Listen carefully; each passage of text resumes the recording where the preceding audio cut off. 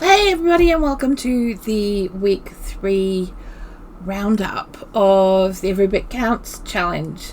Now, I know that everybody else is on week 4, so most of them are finished now. I've just got another week to go, and I'm determined to finish it. I'm determined to finish it, and I will finish it, and it'll be awesome. So come and join me. So this week I did a couple of really big jobs, but I did a couple of really small jobs. And I did a couple of jobs that were really significant in emptying part of my freezer so that we have room to put exciting things for the holidays. Ooh, that's very exciting. Yes. So, without further ado, let's get into it.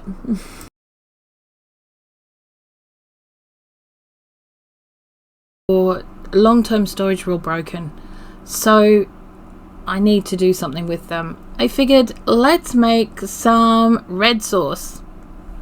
So I started off with the usual suspects: carrot, celery, onion, then some dried basil, rosemary, tarragon, chives, and garlic powder.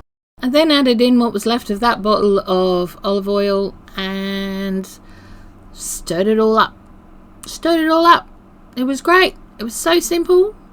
Just made sure it was all thoroughly stirred together, one-handed, because that's the smart choice. When your tripod's sitting 6 inches from your hands, then you got to put it on the slow cooker with the lid on for about an hour. Then we're going to start adding our tomatoes. Now, before you start doing a job like this, it's a really good idea to actually just remember that the big tins have got 2.5 kilos in them. And your slow cooker might only have 5 litres capacity. So yeah, it had to be moved into a bigger pot so the third tin could go in there and we could blitz it all up into mush sauce. So no one knows there's vegetables in there, okay? You can add whatever veg you want in this and no one will ever know. Then get it in the jars. Clean jars, please. Clean jars, clean lids, okay? Because we're going to water bath this for an hour. Now, I got 13 jars out of this, and now Dolmio at the moment, which is the same size as those jars, that one of those jars is actually an old Dolmio jar. It's about £3.50. £3.50 a jar. Do you know what? This whole thing cost me like 15 quid. If I'd had to buy that much Dolmio, I would have been looking at nearly 60 quid. That ain't never gonna happen. Ever. Alright? Find yourself somewhere you can get the big tins. They are really, really cheap for what they are. Or buy the really cheap Savers tins if that's what you want to do. But yeah, so I water bath this for an hour and I end up with lovely big lots of red sauce ready to go. Ready to chuck in anything. Even Tanny can use this. It's just that simple. And it's that good. And you know it's good. Why? Because you made it. Well, I made it. So I know it's good. See you tomorrow.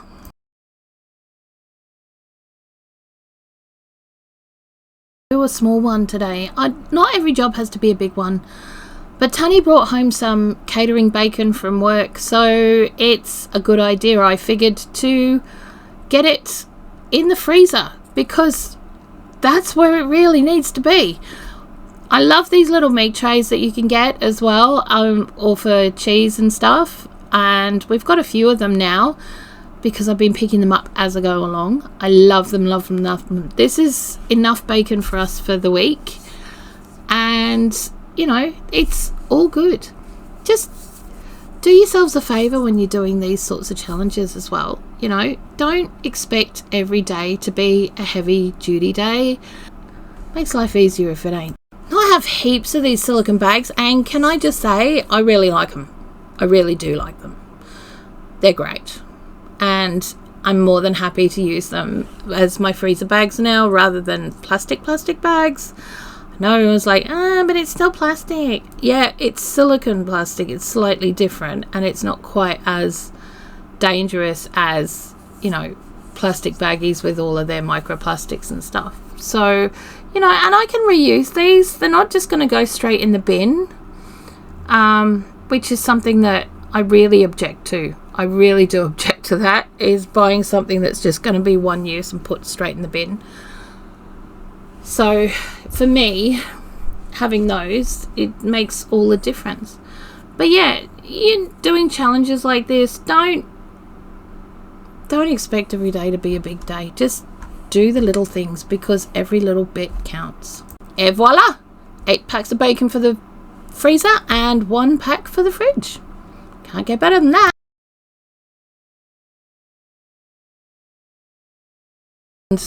Today we're going to be working with something that's a little controversial, and that is black pudding.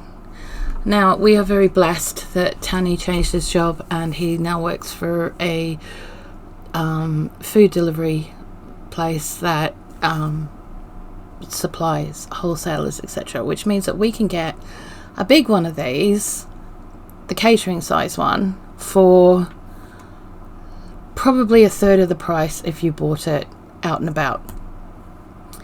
So what I do is I tend to slice it all up ready and then put it on a baking tray and in the freezer, and that is my job this morning.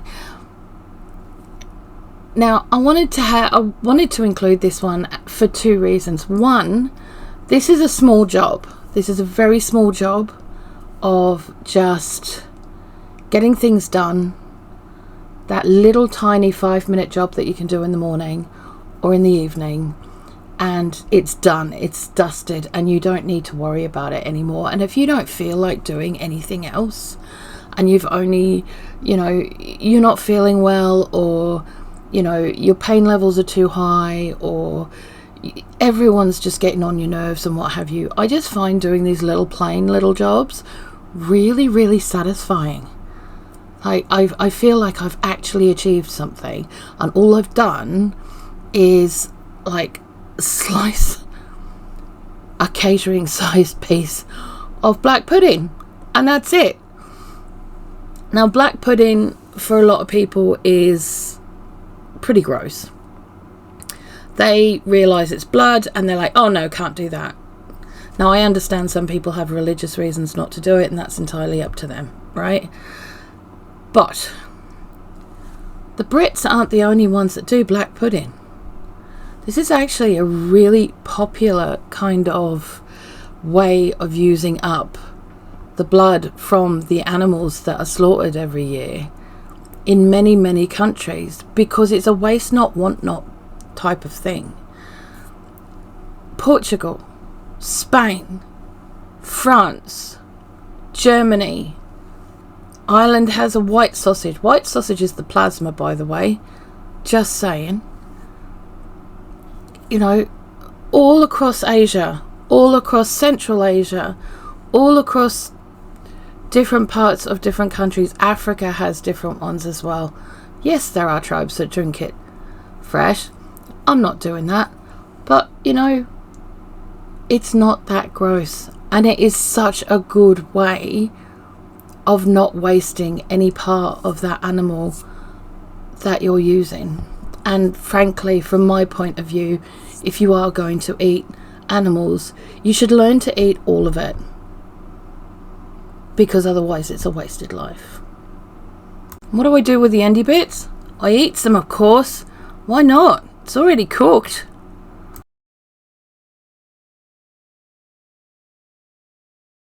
Been thrown a curveball.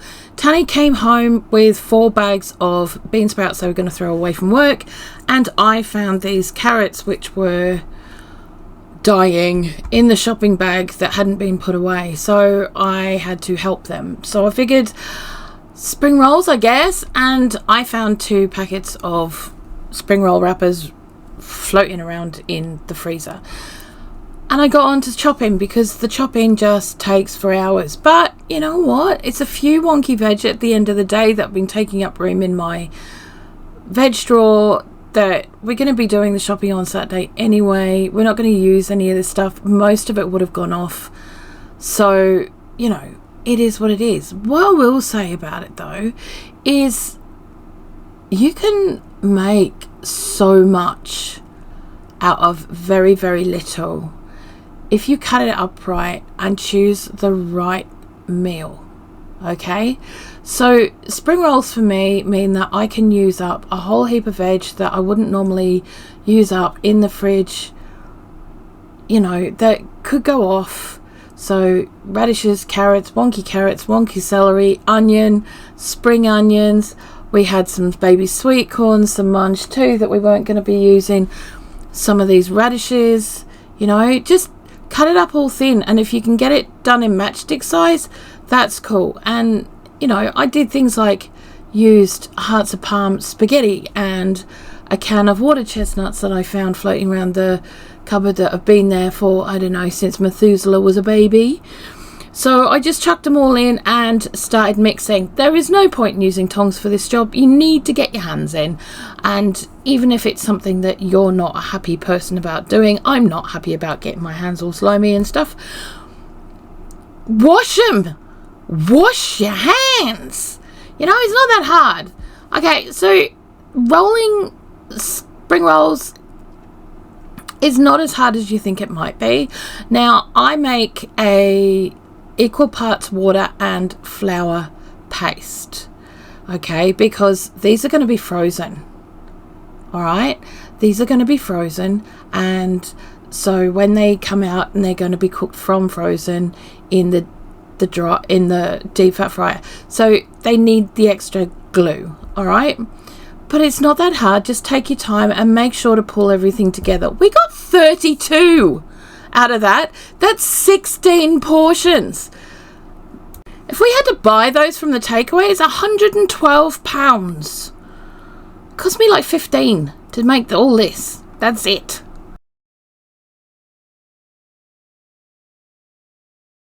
I'm going to make use of the leftover spag bowl that I made the other day, and we're going to get this lasagna in the freezer because we can do that, you know.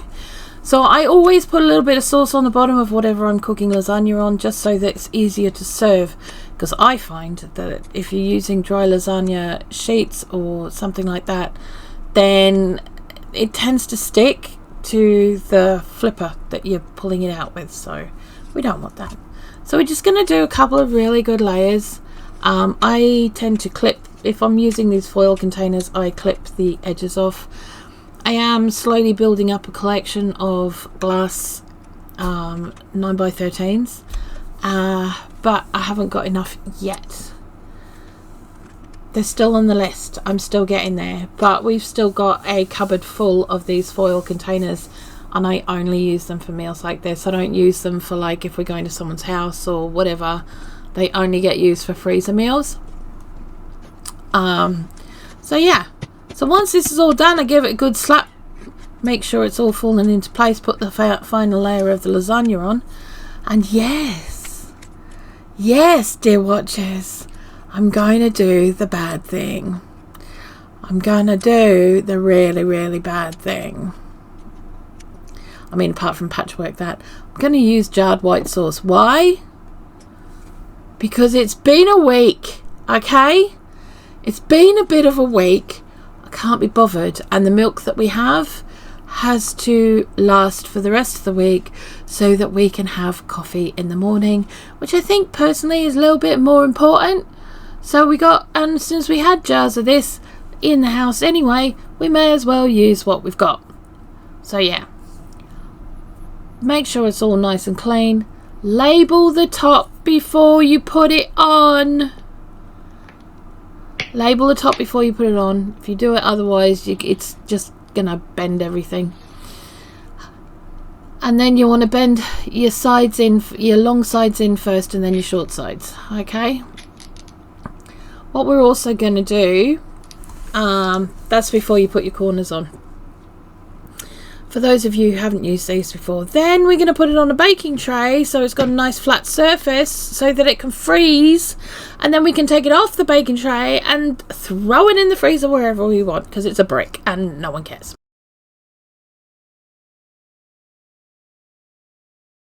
In the freezer, and discovered I have lots of packets of bones and carcasses, but not enough of any one to make an individual stock.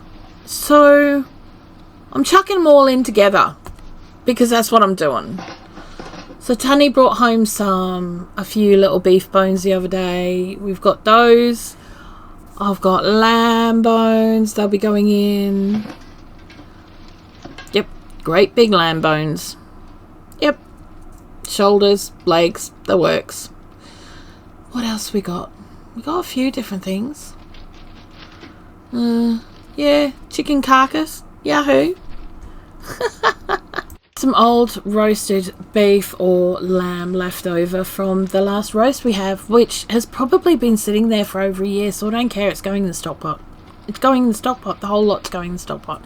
The other bit that we're using is some carrot peelings I was saving so that I could make carrot cake. Haven't made carrot cake. They've been sitting in my freezer for a year. They can go in the stock. Add your water in. It's all good. I mean, I think in this one as well, I added some like mixed herbs. I put in some peppercorns. I added some black cardamom. I added some cloves, some star anise. I did all sorts. So it's all good. Doesn't bother me at all. Yeah, there you go.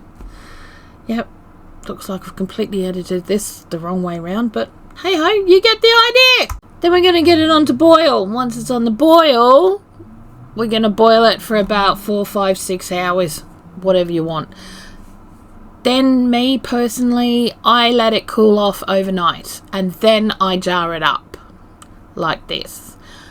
I prefer to do my water baths from cold rather than from hot because I do have a tendency to drop things. And I would rather err on the side of caution. It also means that the stock was able to sit there and just take up even more flavours as it went and cooled down. Now I fill my stock jars to the neck or the collar of the jar and then I put the lid on. We're going to bring those up to the boil in a water bath. Complete boil up to the water bath, and then you're going to turn it down to the second to last lowest, or so that your stovetop keeps it at a low boil, and we're going to do that for 3 hours. After that, it's labeling and shelf time. That's it. Leave them I let them to cool overnight, and then I wash the jars off, dry them off, then I label them. It means that if there's any impurities in the water, it's not going to make the labels come off, and we're not going to have nasty bacteria and stuff in the thing. So, it's pretty simple. We've got this. And I've got another 8 jars on the shelf. Woohoo!